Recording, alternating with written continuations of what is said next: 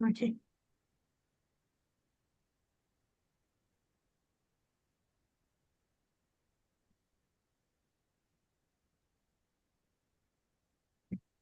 So, good evening, everyone, and welcome. Today, finally, we're starting our sessions. That's called Teach Up. And this initiative brings together dedicated educators from abroad and from Azerbaijan as well. Today, we're speaking about adapting the resources, and we are especially delighted to have Linda Ross from UK, who is Salter London trainer and teacher trainer by British councils who kindly agreed to be a mentor for us for several sessions ahead, and who has experience of working with teachers in many countries all over the world. Very, very much welcome, Linda. It's really an honor to have you here. And I do know that it will be profitable for all of us to develop together.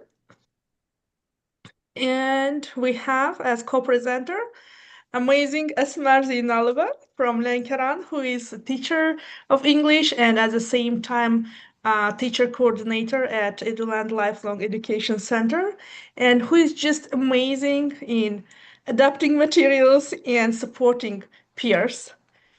So, ladies, very much welcome. I'm very happy to have your support here, and the stage is yours.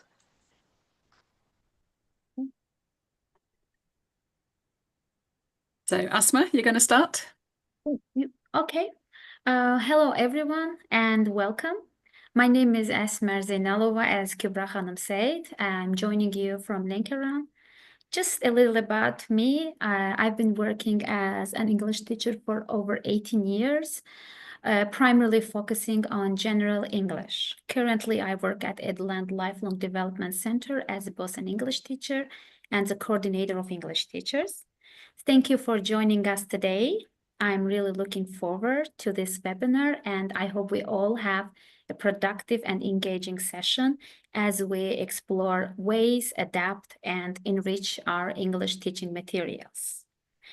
Okay, and before we get started, let me briefly introduce the main objectives of today's webinar. First, we will explore a variety of practical ideas for using adapting the British Council's teaching English resources. Second, we will look at ways to make these resources more relevant and effective for our specific teaching context here in Azerbaijan. And finally, we'll have a chance to practice adapting and localizing some of these materials together. We hope this session will give you fresh inspiration and tools you can apply directly in your classrooms. Now I'll hand over to Linda Roas to begin. Thank you, Asma. And yes, I quite agree. It's got to be practical, hasn't it? It's got to be something real. It's got to be something useful. Hi, I'm Linda Ruas, and I'm an English teacher trainer and living in London at the moment. And it's a great privilege to join you there in Azerbaijan remotely. I have a question for you. In fact, I have several questions for you, and I'm going to ask you to interact in the chat during this webinar. So it's not an opportunity to go to sleep. You're going to be interactive in this next hour. The first thing is we're going to be looking at the British Council Teaching English website. So that's teaching English as one word. Do you know it already? Have you seen it? Can you imagine it? Have you used it? So before we look at it, which of these 13 things do you think you'll be able to find for free on that website? So if you know it or not, if you remember it or not, what do you think? Put some numbers in the chat of the things you think will be there. Okay, so we've got lesson plans. All of them? No, not all of them. Yes, most of them, Gunai, but which ones? Which ones have you seen? Okay, great. Some of you have seen the courses or the lesson plans. What else? Articles, yep. And friends, okay. great. Lots of you use it already. Okay, lovely. Okay, so great. See what I mean? It's not all of them, but it's almost all. Let's see. So here I've put the key, and some of them, unfortunately, are not on this website. No private English lessons. No books about specifically teaching English in Azerbaijan. No competitions with prizes, and no individual mentors to observe you. That would be going a bit too far just for a website, wouldn't it? But everything else is there on this website. Here it is. Lots of you have seen it before. Maybe it's new to some of you, but I do promise you that even if you think you know everything on it, I'm sure you don't, because I've been working with this for several years and I still don't know everything. I still haven't had time to research everything on this website. Now, if you're accessing this with your phone and you've got your laptop, or if you're on your laptop with Zoom and you've got your phone, you're very, very welcome to go to this website. Very easy to remember, teachingenglish.org.uk, and you can have a look through. I'm going to pause the presentation in 20 minutes or so, and we'll have a little brief overview just to remind you or to introduce you to it if you haven't seen it before. While we're here, though, let's just have a look. Top right-hand corner are the important bits. You can sign up for the newsletter there. Top right-hand corner is a little lozenge that says newsletter. You can register there for courses, and then once you've registered, you can log in there. And the little magnifying glass next to them, the search button, is the magic button where you can find anything or almost anything related to teaching English that you want. Okay, so please use that search button wisely. Right. You might not know where to begin with all these hundreds of different resources. Okay, so the British Council help you with this by these professional development pathways. And these are roads or pathways, if you like, along certain topics, and they guide you through them to help your professional development go in a certain direction. If you look down the screenshot to the right, you'll see some of the pathways: understanding your context, using 21st century skills, using inclusive practices, using multilingual practices. Okay, that's just some of them. And if you click on one of these that you can choose, then it will give you all the webinars, recordings, courses, articles, for example, that are linked to that theme. This is one way the British Council plan to help you, to guide you through these millions of resources. And you can find it on the drop-down menu from under Professional Development, Teachers, Professional Development Pathways. We'll have a little look at that in a minute. The other way the British Council help and guide us is with these quarterly themes. So each 3 months or each quarter of the year, there's a different theme, one for teachers and one for teacher educators. How many of you are teacher educators here? You can put your hand up if you're a teacher educator, or write in the chat. Some of you, yes, great. Okay, lovely to see teacher educators as well. Yeah, quite a few. Yeah, great. So we've got a column down the middle there, which is the theme for teacher educators, and the column to the left-hand side, which is the theme for teachers for each of the quarterly themes. If you look up at the moment, we're now in September, and the theme for teachers is assessing learning. Huge, big theme. Courses that go with that, and articles and webinars and everything. The teacher educator theme at the moment is understanding the context, which is key, I hope you agree, to helping teachers with their teaching. Each 3 months they go on to a different topic, and these link with the pathways as well. On the right-hand side, you have the evergreen themes, and these are lots of different themes which are so important they pop up all through the year. Okay, so they're coming with webinars, articles, newsletters all through the year.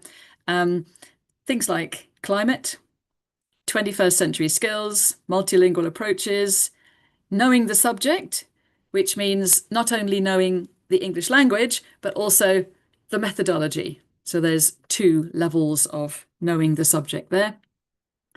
Digital technologies and inclusive practices.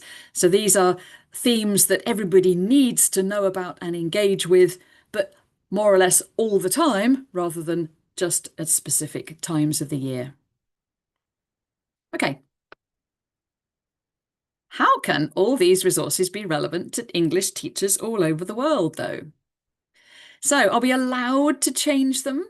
Are we allowed to adapt them? Have you changed them or adapted them already? How could you change, adapt, and localize them? Because this website is for teachers all over the world. So, you've got teachers in Thailand, Venezuela, Cameroon, for example, all over the world. And we're going to have to do a little bit of work to focus them and make them relevant for our own classes. If you look at the screenshot here, this is some of the podcasts on the website. How would you be able to localize or adapt these? And if you just look down to the bottom one, you can see the podcast there. How can we use story to teach English? And of course, a really nice way of localizing that is to use local stories, to get students producing stories, maybe to adapt them, maybe to tell them backwards, maybe to change the ending, maybe to have a surprise ending, but a story that students know, that teachers know, that's related to your culture is going to be far more relevant than some sort of story which is over the other side of the world. So yes, we need to make all these resources relevant. Here's a few suggestions of how to make the webinar recordings relevant. Now, there are webinars all the time on events, live webinars, and they're not stored on the website. They're stored on the YouTube site called Teaching English, all one word, British Council. So please have a look at that YouTube site and watch some of these webinar recordings whenever you can. There are hundreds and hundreds there for you to look at. But here are some ideas of ways that we can use them to actually adapt and focus them more on our teaching context. So number 1, teachers in a group. So people together are going to be relating it more to your context than people alone. Then it gets a little bit more complicated, and we're having things like stopping, pausing, and discussing in number 2. The webinars are nice to watch live and you can interact in the chat, for example, but they're even better resource to watch afterwards and to chop up and discuss and relate to your own context. So consider using these sort of ways with a few colleagues in your school, in your teacher association, or just with a couple of friends or something, and you'll probably get a lot more out of them and be able to adapt them more. Number 3, you can share short clips of them if you have a teacher's WhatsApp or Telegram group, and then discuss. What do you think of this? 2 minutes. Number 4, you can take a task from a webinar and ask teachers to do the task. Could be live, face-to-face, online, in a WhatsApp group, and then share the key. Lots of interactive tasks in those webinars. Personally, I like number 5 because it's predicting the content of the recording before you watch it. So we know from teaching, don't we, that the more you know beforehand about a topic, the more you're going to understand and the more relevant it is to you where you are at that time. And then number 6, teachers discussing and listing all their issues with the topic before they watch the recording, then pausing halfway through to compare with their list. And finally, number 7, sharing the webinar slides, inviting teachers to choose 2 that are relevant, 2 that would work, because the point of all these resources is not just to see them and to know they're there and maybe to use them, but it's to integrate them into our teaching and actually localize them and make them work for us. Here are some more ideas about how we can change and adapt the resources. Which of these in the chat, please, do you think would be best for you? Which one would you enjoy doing most?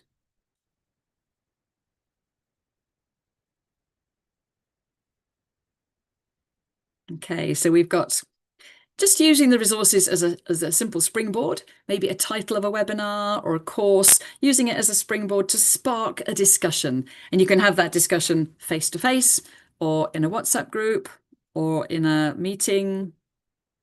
Okay, so great. Thank you for suggesting these.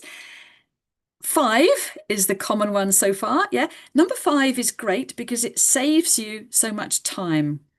There are so many excellent publications on the website, but of course they take a long time to read. If there's a publication with 10 chapters, you can get 10 teachers, 1 chapter each, have a look through, discuss and find the bits that are relevant to you and your context, and then share them. That's a lot less work. Great that some of you are mentioning the critical evaluation, and this is key, isn't it? So don't just think, oh, it's British Council, it must be good, I can use it. Of course, you've got to think about your own context, sensitivities, differences. We've also got using the resource, number 2, to argue against something. There might be something which is fine for Peru or India or Morocco, but wouldn't work in your country. Some of the methodologies, for example, are developed in contexts where there are low resources or 60 students in a class. Some of them in contexts where there are maybe 8 students in a class and loads of resources. So you've got to, of course, think about your context, and you're very, very welcome to argue against these things. Okay, some of you are saying use selected parts, and I think that's a really good way of adapting. For example, the lesson plans, we'll have a look at some of them in a bit, and they have lots of sections to them. No need at all to use them all. Just use the audio, or just use the homework, or just use the text, for example, and use them in your own way. And the final one there, number 3, this traffic lights adaptation, which I think is quite useful, especially for lesson plans and for articles. Green, go, red, stop. So green, if you label part of the lesson plan or one of the articles as green, that means, in your opinion, you can use it as it is. If you label it red, that means, in your opinion, cut it. It's not relevant, not suitable. And then the other teachers will know, oh, that's not relevant for us. And then yellow is the in-between, and you can use this with caution or change it. So this might be a nice way to look at the materials. Any other ways we can adapt and change them? Think of different ways. Of course, this is not all the ways we can adapt and change. We're going to have a little look now at the website. I'm going to stop sharing this PowerPoint, go to the website and show you briefly just where everything is so you can get an overview. Forgive me if you are already an expert on this. I'll only take about 5 minutes. But the important things here are how to subscribe to the monthly newsletter, registering to do the courses, the searching, as I told you before, the community top stories and the live events. And we'll have a little look at the courses as well. So here we go. I'm stopping sharing for a second and I'm going to share my link to the website. I hope you can see that now. Yes. Okay, great. Okay, so you've got all these things, as I told you before, in the top right-hand corner. The little magnifying glass for the search button, and that will come up for, with loads of, often several pages of links. The newsletter here, you just need to put your email in there, and you can get the monthly newsletter with all the hot topics and links. To register, the only thing you need to register for is the courses. All the other things are free to use and no need to register at all. You have to register for the courses because you know them in more detail and you're a real person and you can access the Facebook groups, for example, then if you register. Be patient with registration. You need to set up a quite complex password. Sometimes it takes a couple of attempts before it works. So please be patient. And when you've registered, then you just log in to your own account. Okay. If you look at all these drop-down menus here, you can see how many things there might be. So under the teaching resources on the left, you've got all these things divided up into different levels. For example, primary, you've got lesson plans, activities, stories, poems. Secondary, you've got the same thing with teaching tools and UK history, for example. So go into them and you'll see hundreds and hundreds of lesson plans according to different levels and topics. Professional development, this is where you'll find those pathways that I mentioned before, and it's divided into professional development for teachers and for teacher educators. So even when we are teacher educators, we still need more professional development. Hope you agree. These are the webinars and live events, and you need to sign up for these again with your email address, and you get sent an email with the link and the code, the secret code to get in. You've got webinars for teachers and teacher educators and the World Teachers' Day celebration. Really important part is these courses under training. And if we look at these briefly, you will see that, first of all, doesn't seem to be working there. There's a video there with content blocked. Should be working. Short video to show you an overview of the courses. And please look through these frequently asked questions here so that you know what you're doing before you sign up. Lots and lots of courses now. So all these, scrolling down, they're all open now, but they're going to close. If you look at this important date on each of them, it says when the enrollment is open until. So all of these now, they're open until the 23rd of September, apart from this one, which is open until December. September, finish in September. So then after that, end of September, coming up soon, before you know it, and there's going to be other courses, a whole array of other courses opening. These are still the September ones here. These are open all year. These are opening now on the 1st of October, running until December. So make sure you look at those dates because that's important. You can enroll now for these courses in advance. I'm sure everybody will be able to find a course there that they want, a course they're interested in. I wouldn't recommend doing more than one at once. And with each course, you get a free workbook to download, a Facebook group for comments and interaction. And of course, you can do the course at your own pace, in your own time, 3 o'clock on a Sunday morning, 10 o'clock on a Saturday night, 10 minutes at a time, 2 hours at a time. It really does fit into your own life. Then we have publications, lots and lots of resource books for use in class, for teachers' knowledge, for example. And then the community, you have really brilliant podcasts, a specific one on climate connection and some general ones, the magazine for articles and the top stories, which is what's on now. Okay, that was a very, very brief overview. If we've got questions about the website, then please ask at the end. We should have 10 minutes or so at the end. But what you really need to do is to research, have a look, find them, find the bits, try out the bits, see what's useful to you. Everybody works in a different way. Everybody has different preferences, all these different ways. Listening to podcasts, reading publications, there's something there for everyone. And then also we can share all of these links. And if you're researching, if you're looking, if you're trying out some of these things, a really good idea is to share them with others online.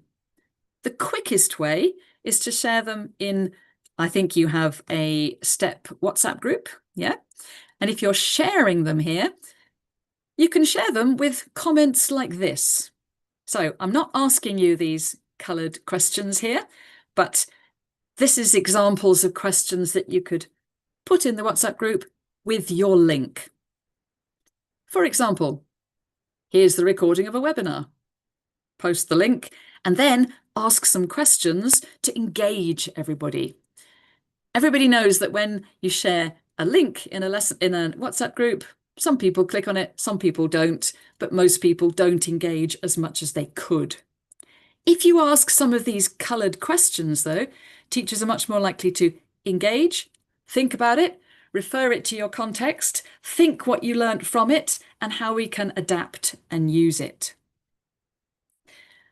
The one on the right with the pink questions is an example of a link to a lesson plan. So if you find one that you like, share it with other people. Here's a link to an interesting lesson plan. Share the link and then ask everyone else, how could you use it in class? What would you change and why? And then you could get a discussion going on these resources. And then finally, the green one at the bottom, it's a really good idea to predict these topics, webinars, resources. For example, you could say, before our webinar on something, how much do you know about the topic? And you can even post pre-session polls about the topic before you share it. That's a suggestion for sharing and adapting. You can also share short videos. Here's a nice one. I think you're going to get access to the slides afterwards, so you can have a look at this one. And this is within the subject of knowing the subject. It's about drawing. How good are you at drawing? Do you need to draw as a teacher? Of course we do. One picture, quick picture saves 1,000 words.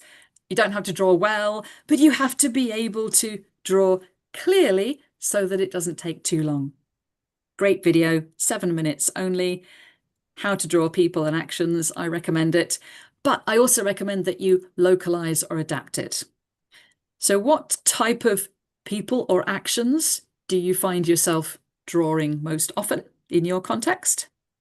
How can you share this together and maybe practice drawing together in a WhatsApp group, drawing and posting your pictures, for example? So many other things you can share, discuss and adapt. And again, that's the same website. I suggest that you look at all these different types of things and don't just post them, discuss them, adapt them and try them out.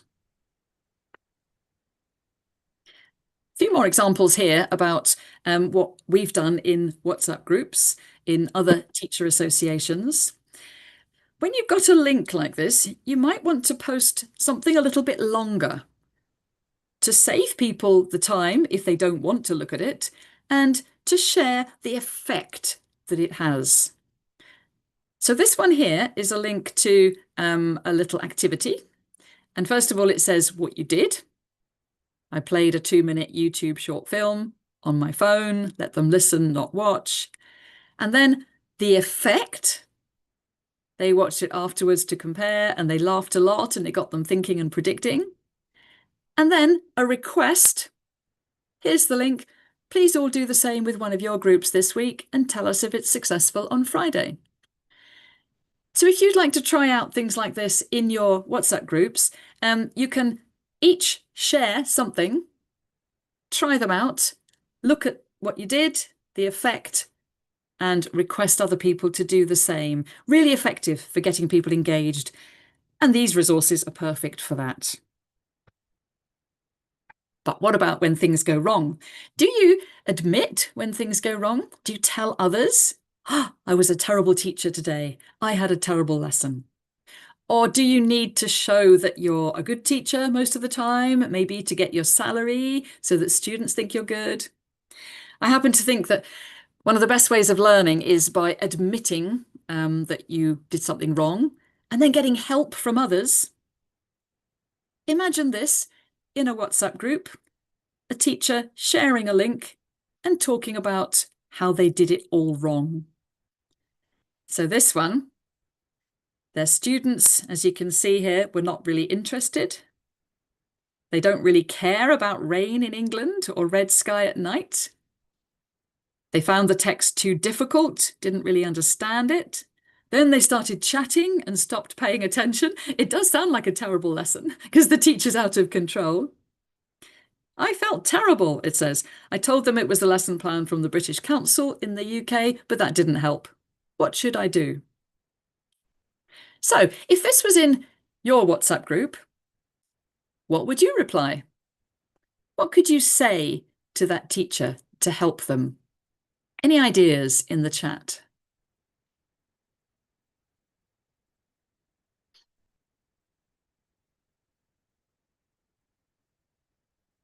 I feel it's a very good way of WhatsApp groups to actually support each other. Make suggestions. Great idea, Elada. Try to use it in another class. Yeah. Before discounting it completely. Any other suggestions? Discuss the problem, Camilla, with the students or with other teachers. You are discussing the problem now with teachers, which is helping. So good idea, Zaina. Yeah, simplify it, maybe grade the language, and maybe that's why the students went a bit mad and crazy because they couldn't actually understand it. Yes, great. Okay, great solutions coming up here. I've got some possible replies here that I prepared. Would you say any of these things? Okay, so put in the chat any of these that you would say. Great ideas in the chat for the last thing. Yes, you're right. Discuss the topics our students like, connect it to their interests, adapt to their level, to the class profile. Great ideas. So I think you're saying F, maybe? Would you reply F? Lots of other options here that you could reply.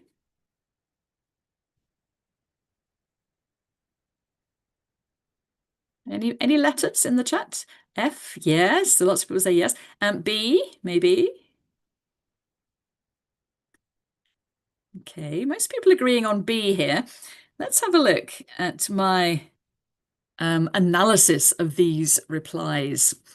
Okay, so sometimes our first reaction is to blame somebody.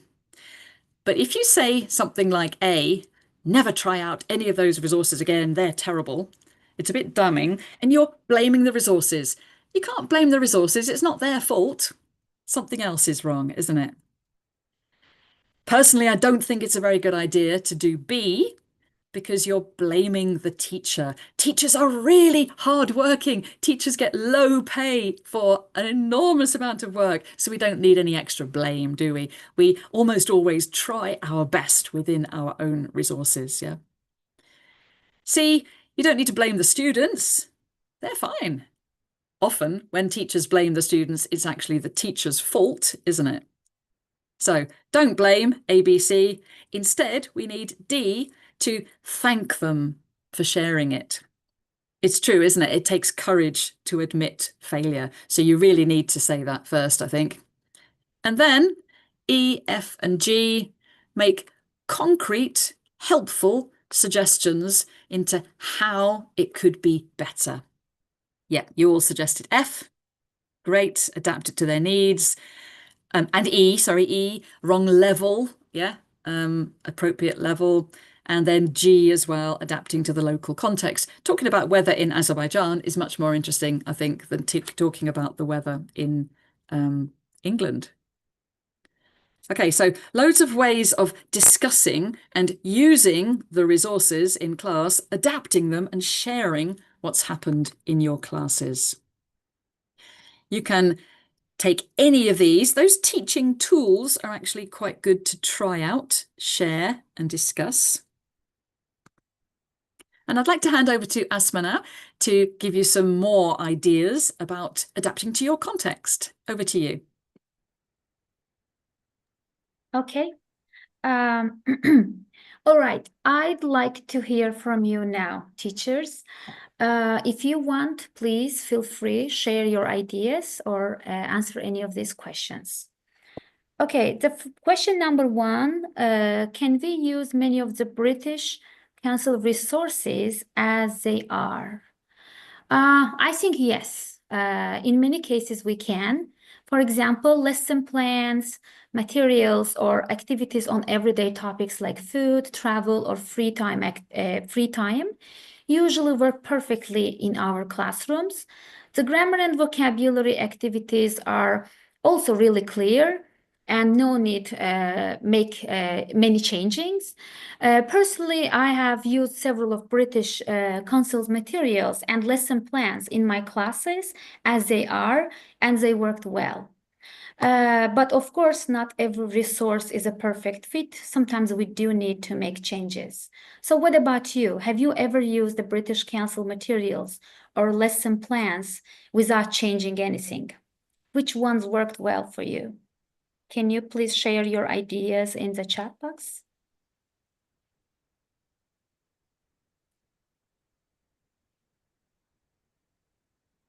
Have you ever used any of British Council materials or lesson plans?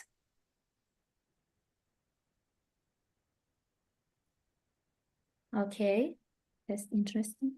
Yes. Okay.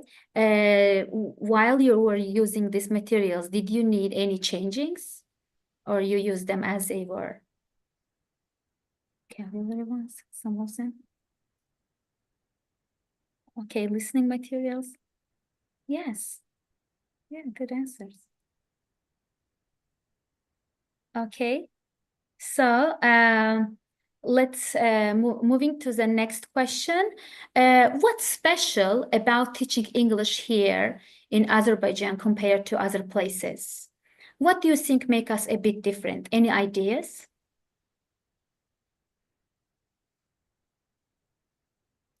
Grammar focus? Yes. I also think that we tend to focus more grammar than communicative skills. Yes, exactly. I thought the same thing. Okay. Yeah, in some cases, like for tests, for exams, it's good. It helps. But sometimes it makes difficult for students when they step outside of the classroom. So they actually, it's not easy for them to to communicate with others. Okay, grammar, culture, yes. Okay, and let's look at the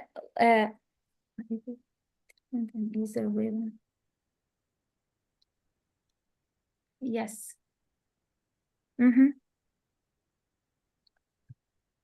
Okay. Yeah, maybe this means we should focus more on communicative issues, maybe not. It depends on what the exams require and what the goals of learning English are. Because as we said, sometimes we tend to focus on more grammar because of the exams, but sometimes we need to focus for communicative skills. Okay, for number 3, and which aspects do you think we need to alter or adapt? Which aspects we need to alter or adapt? Which we hear about them, webinars, Azerbaijan curriculum methods. Also, let us teach the same way. Yes, cultural aspects, exactly. Level and cultural. We have to improve speaking skill. Writing and speaking skills, innovation. As the way how we what's that? Which aspects of culture? Speaking. Okay. We also need to think about sensitivities. Do you think our country is sensitive when it comes to topics like religion, politics, or anything else? As there are any topics you usually avoid in your classes? As there any topics you usually avoid in your classes? Religion, okay. Yes, gender issues. No, nothing. We're open to news topics. Yeah, politics. Yes. Yeah. Yeah, personally, I find a bit awkward to discuss topics related male and female relationships in my classes, so I usually try to avoid them. Okay, now I usually, such as religion and politics, yes. Yeah, almost the same ideas. Okay, great, thank you. Can we move to next slide, Linda? Gender related, yeah. Okay, now let's look at some possible ways we can adapt materials. Okay, and here are 7 areas from A to G. How would you need to adapt some of these things? I'll share a few ideas, but I'd love to hear yours as well. So the first one, length of lesson. How long is your lesson? In the British Council materials, lessons are usually planned for around 40 minutes. How long are your lessons?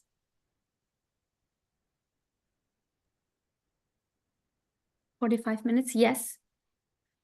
Okay, yeah, 80 minutes. Sometimes 90 minutes. Okay. So if longer, maybe we add more practice. If shorter, we might need to cut or simplify, right? At schools, yes, 45 minutes at schools. Okay, let's look at the next one. CEFR levels. Okay, so these lessons are often designed around CEFR levels. Do you know what CEFR is? Do you know what CEFR is? I lose chat box. Okay, I'm sorry. A common European framework for languages, something like this. Okay, yes. Yes, you're right. So we can say it's a system used to describe language ability from beginner to advanced, right? And many books and exams now follow it. Which CFR levels do you teach? A1, yeah. Which CFR levels do you teach? B1, B2, okay.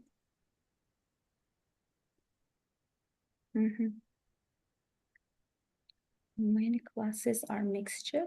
Okay, it depends. And class size. Let's look at C, class size. How many students are in your class?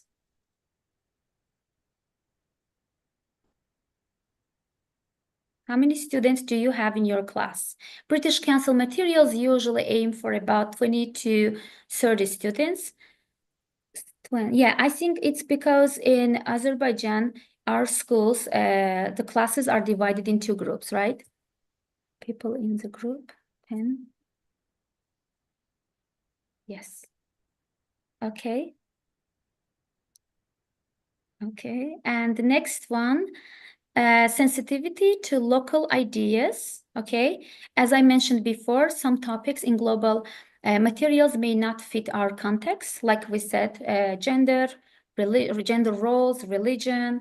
So let's make sure content feels respectful and relevant to our students.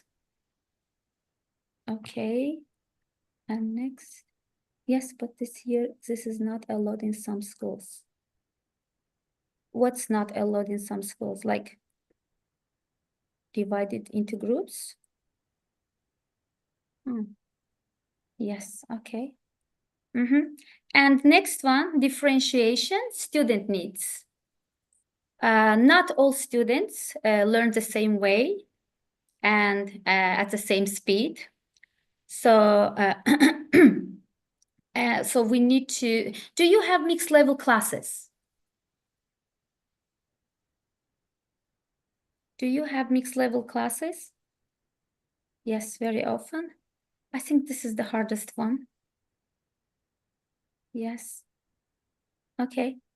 And what are some ways you differentiate in your lessons? What are some ways you differentiate in your lessons? Any ideas? We should give background information on these sensitive issues. Okay. Yes, give weaker. Yes, right. So we can give stronger students challenge and the weaker ones more support, right? Using AI. Okay. And the next one, add translation for quick checks. Translations helps. Sometimes translation helps make things faster. Do you use translation in your classes? And when is it helpful and when should we avoid it? No, never. Personally, I also try not to use translation because I want my students to think in English. Sometimes try to explain with synonyms. Okay. Okay, Linda, would you like to say something about translation? I think it's brilliant, actually, because I think the whole idea of multilingual, bringing people's background languages into class is so good. Now, Shalal is saying CELTA doesn't recommend it. I'm a CELTA trainer, and I do recommend it.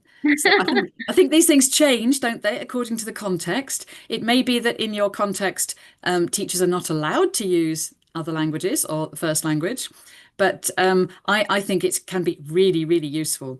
Not all the time, but if we're using the first language or other languages, it's valuing their identity. So it can be a really big boost for students' learning. And a quick check of vocabulary is worth often a lot of explanation or people misunderstanding. So I think maybe have a look at the topic of multilingualism, bringing other languages into class. And yes, I agree, it does save time sometimes. But again, you have to do what you're told to do in your context. And if to pass the CELTA, you have to not do that, please pass the CELTA. Yeah, follow the rules. Okay. And the last one, I'm sorry. Yeah, the last one, local color, make it relevant. British Council lessons may include names, places, or actions unfamiliar to students. So how can we make lessons more local? How can we make lessons more local? Please, any ideas?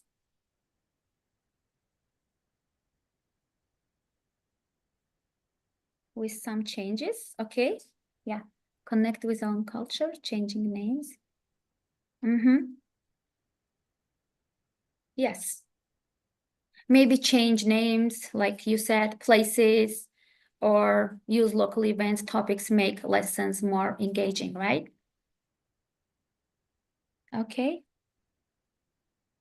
Okay, I think that's it from me for now, Linda. Thank you, Asma. We've just got a few little things to practice adapting and localizing. Then we'll have some time for questions, if you'd like to put any questions you've got in the chat. So here, I've got some of the examples of some of the resources.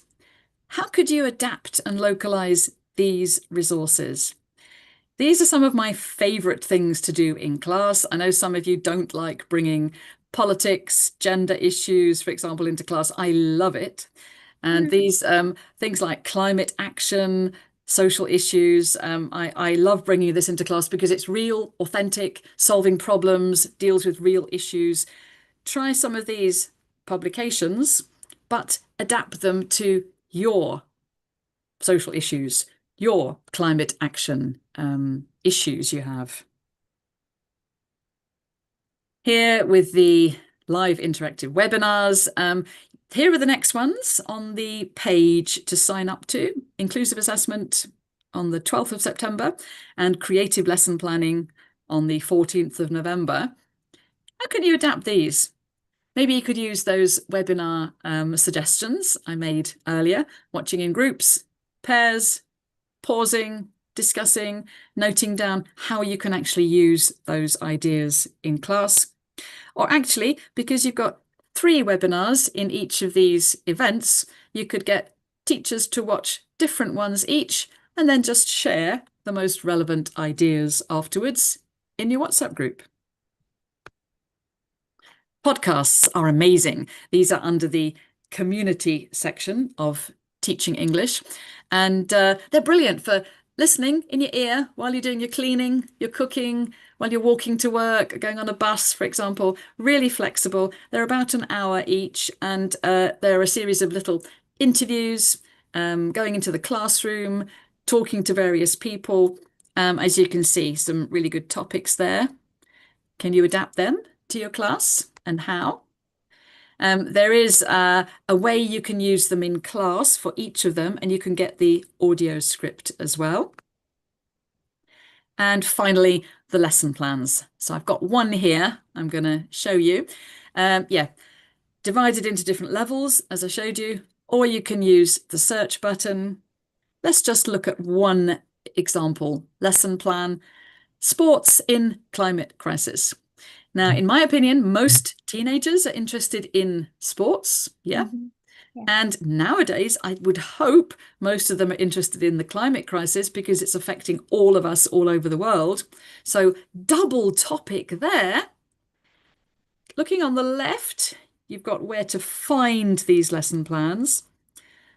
The blue one on the right, you've got the different stages.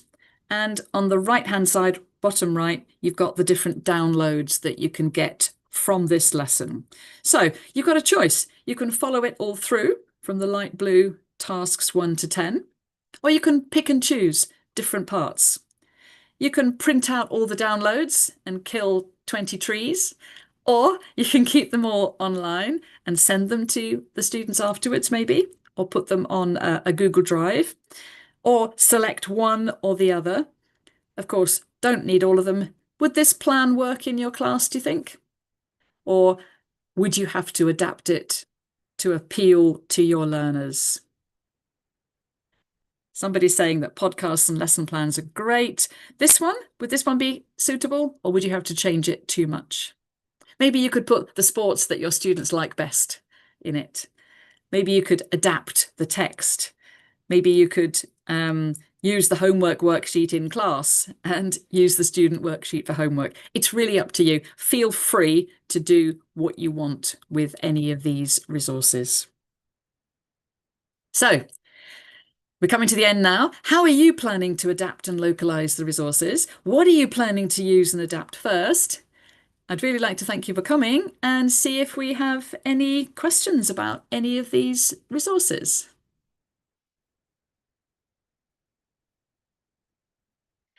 No questions in the chat. Is there anything anybody would like to ask?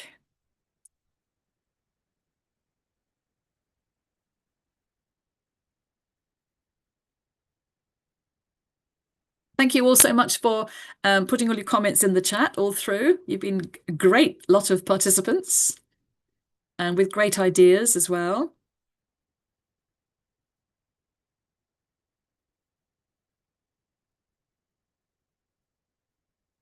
Thank you so much, ladies. It was amazing.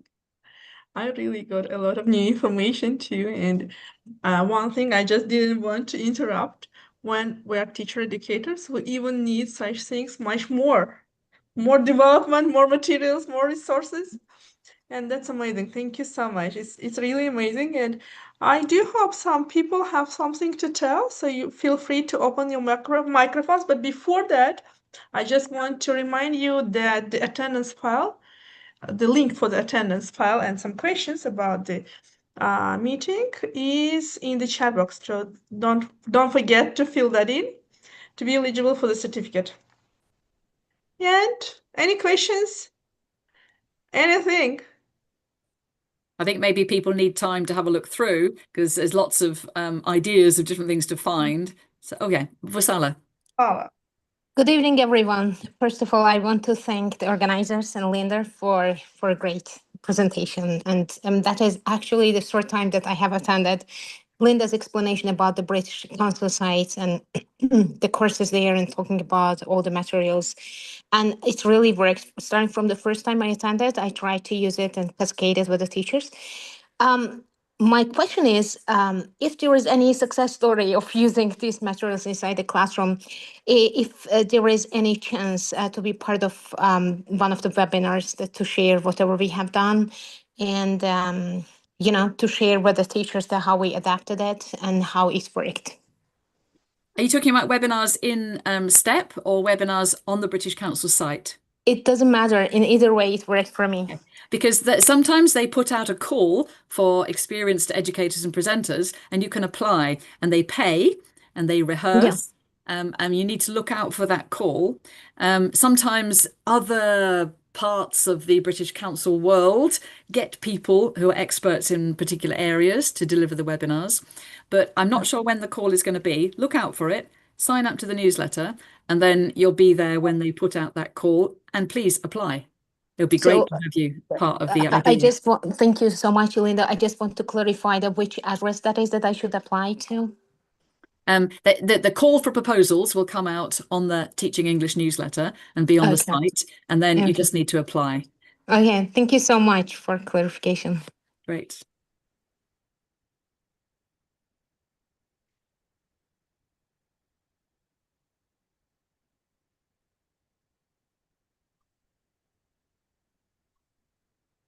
Okay, is it all? I guess so. And perfect timing. We finished. Yeah. It's 1 hour. Excellent. I thought it was too long, but we did it. You did it. Yes.